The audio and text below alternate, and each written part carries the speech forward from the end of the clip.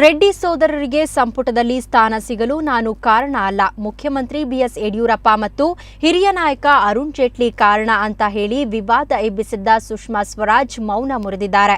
ಕಳೆದ 3-4 ದಿನಗಳಿಂದ ಬಿಜೆಪಿಯ ಆಂತರಿಕ ವಲಯದಲ್ಲಿ ಸುಷ್ಮಾ ಹೇಳಿಕೆಗಳಿಂದ ತೀವ್ರ ಭಿನ್ನಮತದ ವಾತಾವರಣ ತಲೆದೋರಿತ್ತು.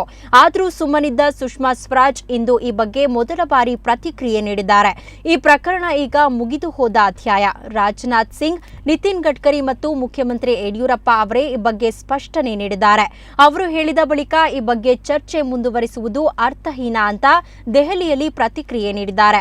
ಈ ಮೂಲಕ ವಿವಾದ ತಣ್ಣಗೆ ಮಾಡಲು ಸುಷ್ಮಾ ಯತ್ನಿಸಿದ್ದಾರೆ. ओवर हो चुका है, वो प्रकरण समाप्त हो गया है, उस पर अब कुछ और आगे कहने की आवश्यकता नहीं है। सीएम कर्नाटका के बयान के बाद, राजनाथ जी के बयान के बाद, जो फॉर्मर प्रेसिडेंट है, और नितिन जी के बयान के बाद वो प्रकरण पूरी तरह समाप्त हो चुका है।